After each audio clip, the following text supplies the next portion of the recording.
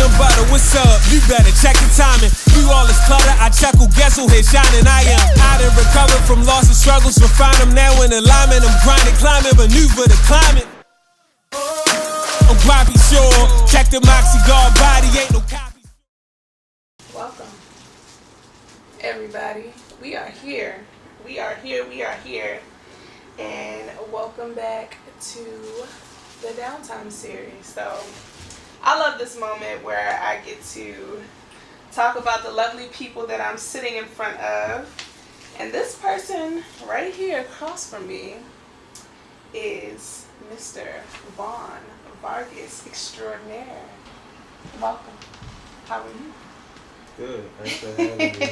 No, thank you for responding to my emails and everything else I sent out and being a consistent and constant help for me. Because little do you know, our conversation at Ida B's table for Kay's birthday kind of like lit that fire. I remember it. You may not remember it, but I remember that conversation very thoroughly. I just remember talking about your podcast. Yeah, and which is now turned into a web series. So yes.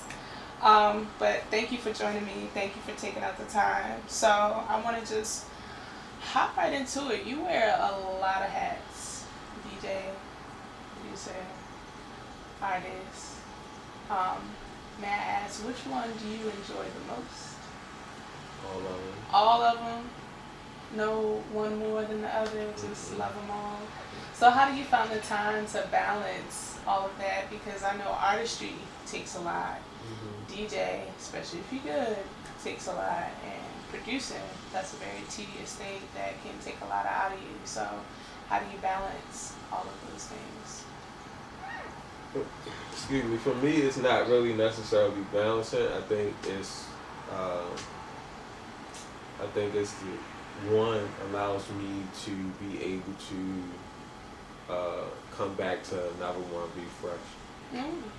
So, like if I'm working on some new music or songs or something like that, maybe I just recorded something and maybe I'm DJing somewhere, I can throw the song on or see how it sounds, see what people feel about it, or also it just give me a break from, I've been in the studio for the last 3 days straight, you know what I'm saying? Talk about it. Just day and night or whatever.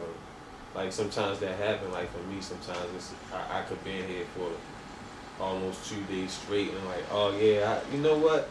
I need to brush my teeth. I need to do some stuff that regular people do. I need to see some people. You know what I'm saying? So like, that's a dope way of breaking it down. And it just popped in my head. What's the longest that you like hid out in the studio?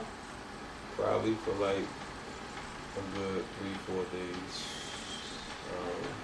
without having to like go out and go nowhere. Wow. That's dedication, ladies and gentlemen out there. So, I'm a little curious. How did you, like, get your starts specifically in music? Like, what triggered you? Was it something when you were younger? Like, you know, people have the stories. It was 1988, and I heard all the breaks. Was it something like that for you, or? I think drums. Okay. That's because I started out playing drums. Well, before that, I don't know if you remember, you may be too young. A tape recorder. I had one of them. Right, okay. Cool. Just saying, my grandmother, you press record. What is it, record and play at the same time or something like that? Yeah.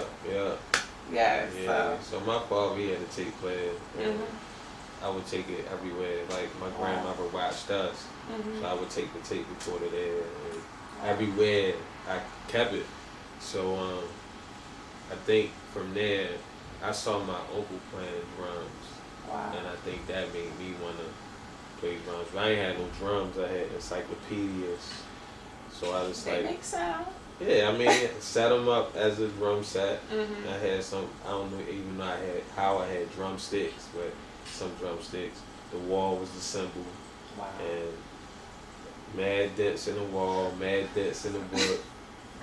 But now I'm saying that because, like, back then, you know, encyclopedias was expensive. Yeah. I can't remember the last time I seen that. Because, you know, everything's online now. Like, everything online. That's where you get Wikipedia from. There's an encyclopedia. Yeah. But that was expensive, so for me to just torture him like that, and for my people to let me do that, you know what I'm saying? That was encouragement, and I think at some point my father was like, "We gotta get him some drums," because I'm destroying the wall and the books. So he's like, "Let's get him some drums." So it all started like that. That's dope. That's amazing. So, what was it like hearing the drums, and then would you make up like a rhyme in your head, or was it just hearing like that break beat that just kind of intrigued your mind and say, okay, well, let me see if I can do it, and then kind of went on from there. So rhyming didn't really come until and I remember hearing Run DMC when I was young, but I don't think Run DMC made me want to rap. You know what I'm saying? I think when I heard R&B and Rakim, I had a cousin in Richmond. They would come up here every year, and my cousin in Richmond, Richmond is further down south, so it seemed like it would be slower. But every time he came, it seemed like he had the new everything. It was before us, and I'm like, yo, why you always got the new? So he had the new R&B and Rakim tape, and we listened to it and everything, and it was I think that's what really made me want to be able to get into it or stuff like that. So I wrote my first rap 5th grade. It was a graduation rap. Never did it. Oh man, they ain't call you up to the stage and do it. We were supposed to do it. I don't know what happened. So. Man, shout out to R&B and Rakim. I'm a fan of them. I love it, and they were some smooth cats. He was my favorite rapper for a long time. Wow. So wait. When Nas came out. Okay. When Nas came out, no, but when Nas came out, I wasn't throwing him away like other people was Nas now, And me and my buddy, we would go back and forth on the bus, Nas, no Rakim, no Nas. And then at some point, I had to get at Rakim up to Nas. I was like, you know what? But you know what though? I mean, when you think about it, Rakim, that's kind of like the imprint to now, like a Nas. Yeah, absolutely. And Nas is an imprint to now.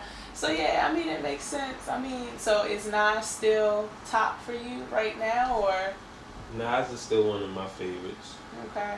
Yeah. So who's your all-time favorite? I don't have an all-time favorite, but I have a list of all-time favorites. Top 5. I can't do it like that. How long give you is the my list? favorites. Okay, what's the favorites? You got Rakim, Big Daddy Kane, Uzi Rap. Okay. AZ, Nas, Jay-Z, Fabulous, Jadakiss. Wait, Straight T Fab or Chip T Fab? Because that's 2 different artists right there. Probably Straight T Fab. What? I'm a Chip T Fab. Because when he first came out, he reminded me so much of Mace. Wow, so really? I wasn't really looking, you know what I mean? I was like, oh, this is somebody trying to be like Mace or something like that. I didn't know that. I that's what I thought. But then when I really got into listening to Fabulous, I was like he just sit and write punchlines all day. Every day. That's what he probably do. got a whole book of punchlines, and then when he writes something, he just grabs from his punchlines. I was like, he gotta do stuff like that. That is so funny. Let me just say that's the first time I've ever heard that analogy that when Fab first came out that he was trying to sound like me. I've never. Well, okay, let me never not say heard that before. Let me not say like that. Disclaimer. Just know when this drops. I think I thought Fab he reminded me of Mace. Okay. He had the cat. Okay. To the back. Right. The same way Mace kind of was a little bit. Like that dragged out tone. The voice, okay. It reminded me of Mace so much. I was like, I didn't know if he was part of Mace's crew or what. Wow. You know what I'm saying? It's funny because it's like. I'm drop a bomb right there. No, I didn't. I didn't know he was a part of Mace's crew. And he came in with Clue. So you know. So to be honest, it wasn't like when he first came in. It wasn't like, that's Fab. It wasn't like that. It took a minute for him to get where he needed to be. You know what I'm saying? Very, very true. for people to be able to be like, oh, this fat. Yeah. No, that's true. So. And that was an era in this time itself with, DJ Clue talking for about a good 5 minutes before the actual music started. I was young then, but I remember. Yeah, those Clue tapes was dope. Ron G tapes was dope. All those tapes was dope. Yeah, that was a time. I didn't get to enjoy it, but I know y'all was in the club living life. I mean, if I was of age when all that stuff came out, that was like that good run of like good party music, have a good time, Yeah, man, it was a lot of people back then who really. I think the one thing I enjoy the most about that is that you could be different and be distinctive. Like Punk, when Punk came out, I was like, yo, this dude is crazy. You know what I'm saying? Even his skits on his album was like, wow. You know what I'm saying? And then Cam, like, I like the newer Cam. I didn't like the older Cam. Really? Like, where he was, like, rapping real fast. Mm-hmm. Like the newer Cam, where it was more like he took his time to say what he wanted to say. Mm-hmm. I like that. But now, and then Queen Latifah, Lonely Love, all of them. Love them. Ladies first. Love them. But now it's more, I like Votto. He's like one of the newer artists within the last, 7, 8 years. I believe that I like, and I feel like people won't give him his flowers. Yeah. It's a couple of them that I could just think of in my mind right now that are dope artists, but music is real saturated right now. So as somebody who is a producer and an artist, like, what is your outlook on music right now? Like, do I feel like it's too saturated? Yeah, do you feel like it's saturated? I think if I, with a limited thought process, you would think that. And the reason I say that is because the world was bigger than the U.S. Wow. So I feel like when people just focus on just the U.S., then you can feel like it's saturated. Mm-hmm. But if you make music to reach the world, then I think you'll find out that it's space. Beyond. Yeah. Some artists, they tour everywhere else but the U.S. Mm-hmm. But that's cool because some places money works more than what it is in the U.S. Yeah, you're right. You are right. This is why I was excited to sit down with you. Those are gems he's dropping. So let's talk about one of the other hats that you wear. I was once a member of the DC Chapter Grammy. You was a member? I was in, I was a student member. I didn't excel. You got to have accolades when you come in and try to become a member. I'm working my way, trying to get my accolades together. So what has been most rewarding for you working as the current chapter president for the DC chapter of Grammy Recording Academy, excuse me? It's giving me the opportunity to grow as a leader, as a person. And a leader, like, just because you're a leader, things are not always your way the way you want it. Yes. You know what I'm saying? And I think that, you have to be able to balance those things. What's best for the overall, what's best for the picture, the vision of whatever it is that you're serving as a leader in. And so, those things, I think, and not that I thought the other way, but I'm saying being able to process that and being able to utilize it in other places where I'm able to utilize it in other places as well. I think that's like one of the best things that I've gotten out of being chapter president so far. And so, I'm excited this next year coming up. I think it'll be a lot more enjoyable for me, I believe, because the first year was getting adapted to just the scheduling and, like, it's a lot, like, and I didn't, I wasn't expecting it, but it's a lot that I sacrificed on my end because, like, okay, now I'm in this seat. So basically a lot took precedence, you know what I'm saying? I mean, that took precedence over a lot of other things, even me taking time out to say, okay, I'm not going to work on any music right now. I need to get acclimated in this art, because if not, then it could be a tough balance. Yeah. And then, you know, probably like November or whatever, I got back to work, and then, you know, it's a tough balance now. You know what I'm saying? It's like, yeah. So yeah, but I know it's ultimately rewarding in the end, and yeah.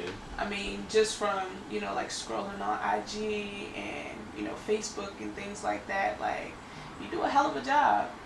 You do a hell of a job. Well, I mean, I can't. It's other people. You know, it's team effort. You know, staff. You know, they're doing great. They're doing excellent. You know, bringing forth great and new forward-thinking ideas and things like that. Executing those things. And so, you know, my job, like, and what I do, I'm never looking at it like, oh, I did good or whatever. You know what I'm saying? I'm just trying to make sure I do what's right. If anything, you know, if whether it's like, if I gotta fall back, that's the right thing to do. If I have to move a chair or something, Yeah. that's the right thing to do. If we got a guest, I want to make sure they comfortable. You know what I'm saying? And I don't really even know they are. I'm like, whatever you need, let me know. You know, stuff like that. You know, so. Well, that Servant leadership. I was about to say that makes for a great leader, honestly, and I mean, it makes other people want to be around you. It's always good to be around somebody who, you know what I mean, isn't afraid to get their hands dirty or anything like that, you know. And you are most definitely. I haven't seen it personally working, you know, in the chapter or anything like that, but just knowing you, like, you have like a beam of light, like, that just attracts people to you. Oh, that's a blessing. Nah, for real, it is. That's why you were like, I gotta hit Vaughn to be a part of this. Like, you attract people with your light, so that's a huge blessing, because everybody's not equipped on earth with that blessing, but you most definitely have that. So let's talk about your music. Your music. Let's talk about your music. Let me crack open my book. Did you hear the new single? Which one? Still Gooch. I listened to that on Tidal, so I hope I downloaded a whole bunch of stuff on Tidal. Okay. So when you get that, what is that, like $1.82 something for streaming? Okay. That's me. I get an extra 30 cents. Extra 30 cents come down. Listen, that was on me. But I was also on your website too, and I have to ask you about this, because I thought that was pretty funny. Well, not even funny, just interesting to me. You like Christmas music all year round? I said that on my website? Yeah, you did. Yeah, I was like... I do. I was so confused. I was like, what's your favorite Christmas song? No favorite. No favorite? Thank God, because I thought you was about to say The Temptations, Silent Night. No, I don't. Can't stand that song. No, it's more, for me, it's more Christmas, like the real Christmas carols. You know Okay, like some Motown. No, I'm saying like choir, like choral. Okay. You know what I'm saying? Like stuff like that. But for me, it's a different presence. Okay. Playing Christmas music. It is. I'm sorry. Not the way you think. Listen, I was on it. I was like, oh my God, like, I can't just let that slip away without asking about that. I love Christmas music all year round. It could be in June. Wow. And I'll play some Christmas music. It could be August, whatever. You know. So does it lift your spirits, or is it just something that you... Absolutely. Wow. That's why I say it's a different presence. Like, number one, normally that time of the year is if you don't get caught up in the, like, I got a shot for this, that, Americanized Christmas. Exactly. Yeah. Then you will actually really feel the difference in the atmosphere. You know what I'm saying? If you don't get caught up in the other stuff. And so that time of year is normally when I feel the difference in the atmosphere. Yeah. And then if I'm caught up, well, I'm like, dang, I gotta get my mother this, this, my father. You know what I mean? I got so much to do. Then they could take away from that, because then all of a sudden it becomes just the pressure of just like, I can't wait till Christmas is over. But lately, like, I'd be like, I ain't getting nobody nothing, or we just give them a couple dollars and let them, you know what I'm saying, and then and just enjoy the time, you know what I'm saying. And so having that and being able to have that in different times throughout the year, because it ain't, you're not buying no Christmas present or anything, you're not having trees and all that. Like, I love it. I don't know what else to say. No, I think that is amazing. I told somebody else that. They was looking at me like, so much so, I just was like, no, I have to write this down in my journal, because But see, that's the thing. Why is it that it gotta only be played one December? month? Yeah, you're right. Let me tell you something. The one Christmas song that gets played January through December is "Let Us Know" by Boyz II Men and Brian McKnight. I will play that. It don't matter.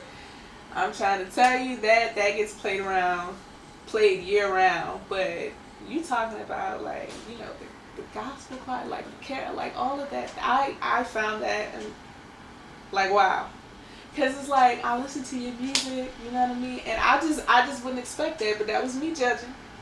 It was me. I can admit that was me judging. But you know what? I always come to the source and talk about it. So another song I want to talk about of yours, "Good Day."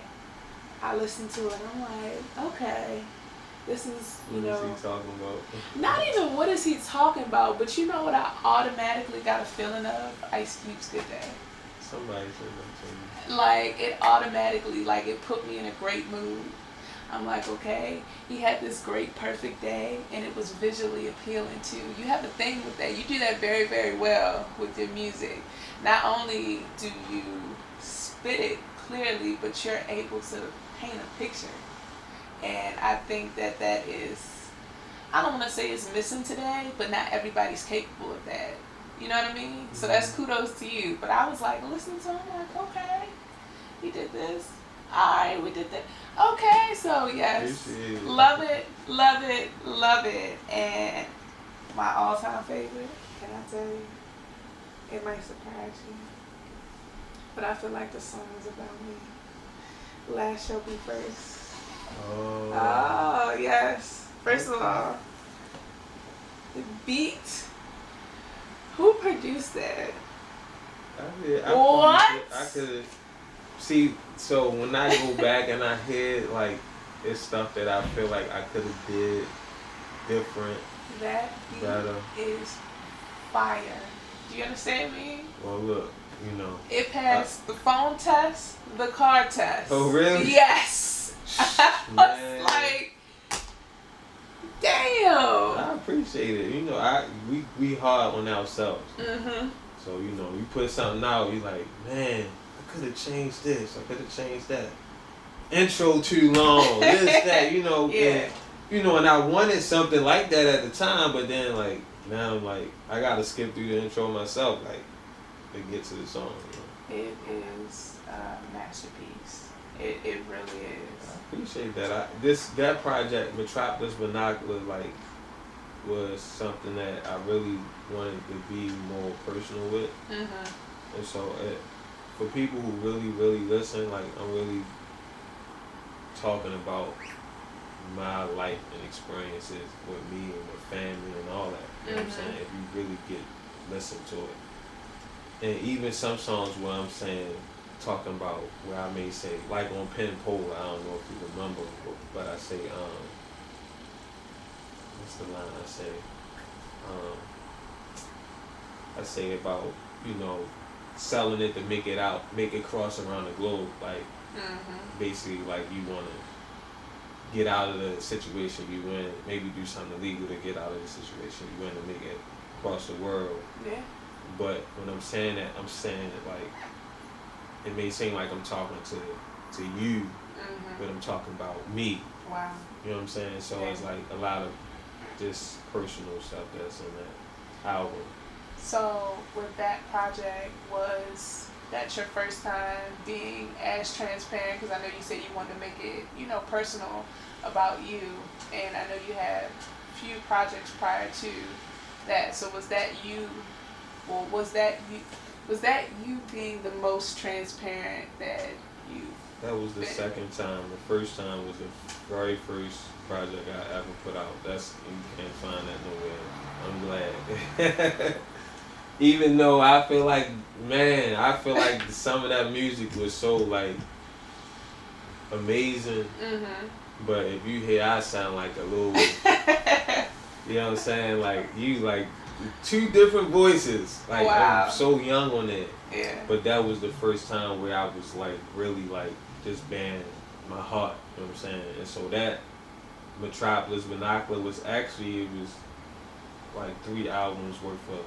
Wow, collectively together. Exactly. Wow. But I only picked 14 songs. So I was going to do like a part 2 and a part 3, but after I did so much of that, and then finding that when I had to do performances and stuff, like some stuff I felt like I didn't want to perform because I didn't feel as though it was the right settings for it. Yeah.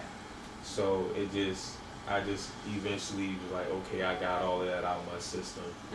Let me move on in a different direction. Wow.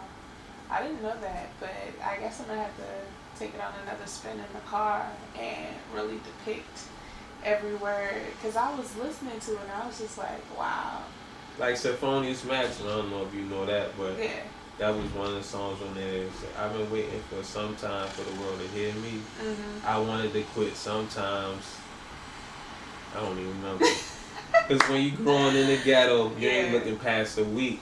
Wow. It's just a dream is what they tell you. Wake up, fella, out your sleep. Wow. And if you listen to that song, that's like me talking about, the times when you want to give up on that dream or just give up on doing music or whatever, you know what I'm saying? And I don't want to say dream because it's reality, because I do it. But, there's times when you're like, man, this was rough, you know what I'm saying? So, for the people who may not know, from West Baltimore, correct? So, West Side certified, all that. But did that defer you or kind of make you better in giving you your musical push? Because, I think it made me better. Okay. That's what's up. I think about it, there's a lot of talent in Baltimore in itself. And a lot of people like to overlook it. I'm not too sure why. But I roll through here when I do come to Baltimore, and I'm just like, even as far as looking at stuff that's painted on, buildings and stuff like that, like that's talent. Like that's undeniable talent. And then the artists that we have here. So have you ever faced the problem with not like getting home support? I think I faced the problem with home being used to me. Wow. You know what I'm saying? That's where it's like, gem. where you just, when it's fresh, it's like, run, and then next thing you know, 2-3 years later, you still doing the same thing, and then some of the same people who was excited, like, now they doing it. It's not the exact same thing no more. It's like now they're looking at you more like competition or stuff like that, or maybe you don't do music, but you just, that's wrong. They got another, you know what I'm saying? But some people is used to it. So that's the only thing I feel like I've ever had. I've always had support. I could sell out a show on my own in Baltimore. Hey, talk your shit, man. You know what I'm saying? So that's a blessing. You know what I'm saying? But still, I don't oversaturate myself either. Where I'm like, I'm at this show, that show, that show. Yeah. Like some people do. I don't do that. I'd rather, if I got something in mind and I put it forward, then boom, I do it. And normally,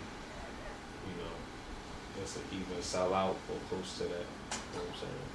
I like it. So, is there any advice that you would give to any upcoming artists or producers or DJs that, resonated with you to keep you going and never give up? Know you called to it. Like, know you're called to it. Because if not, you're not gonna be built for it. Wow. Because you're gonna have your peaks and valleys. You know what I'm saying? And nobody can detect when those peaks gonna be. Nobody can detect when the valleys could be. You know what I'm saying? You could start out in your career and you could go for 10, 15 years before you see a peak. Wow. But do you have the stability, the balance, and the strength to make that 15 to get to that peak? Now, had you known it was going to be a peak in 15, then maybe you keep rolling. Because you're like, all right, I got 15 years to get this together. Let me get it together. Or if you like 15 years, hell, I need something now. Yeah. But see, that's how people think, and that's not most people who you see at that level. They've been in there for 15. Yeah. 10, 15 years. It's just that you just now finding out about. I'm talking about people who really got that longevity. I'm not talking about no overnight sensation who they hit it there and gone tomorrow. Yeah. You know what I'm saying? I'm talking about people like, you think about Alicia Keys. Yeah. Think about, what's the girl? Her. Yeah. Yeah. You know what I'm saying? You know how long she been. Her been doing since like 6 or something and just had her break, like her big nationally known break. Yeah. Exactly. That's very true. So you gotta know you called to it, and she's a perfect example. Like, she, I'm pretty sure she had a lot of peaks and valleys, and you know what I'm saying, but not giving up and continuing to do it. So. Felt that. But Felt that one. But that's why you gotta know if you call, because if you're not, then it's time to give it up. Wow. Because maybe you not. Maybe something else is better for you. And you may still love music, but maybe it's another area. Music, you got so many places in the music industry where you can have a throne at. You know what I'm saying? Yeah, you're right. I like to call the entertainment field the top of the umbrella, and then everything else under it. Engineering, producing. You could be an entertainment lawyer. Like, there's so many different avenues that you can go into under the entertainment field. So that is very true. But I think that was a great piece of advice. And honestly, I've heard people say, follow your calling, but that was an amazing piece of advice. Now, before I wrap up, I always ask everybody, what do you think your why is? What is your why? Why I do music? No, just what is your why in general? I mean, you wear a lot of hats. So what is that light that keeps you going, your why every day? What's your why? It could be as broad or as deep as you want to answer it. It's a couple of things.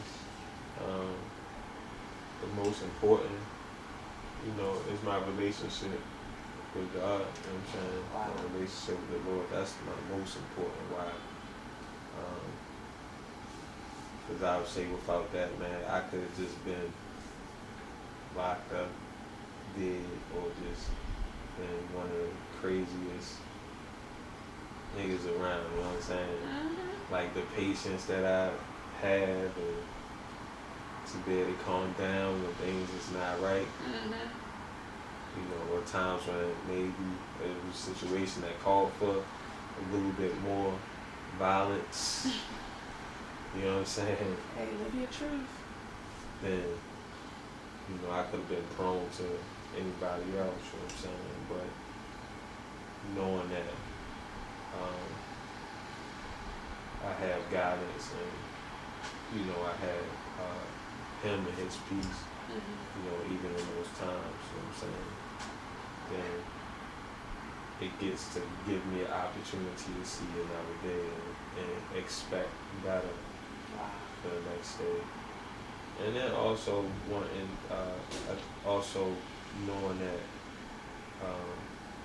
I got a calling and a purpose to make a difference through music. To use my voice to make a difference. Um, also being able to encourage people who came from like places where I came from as well.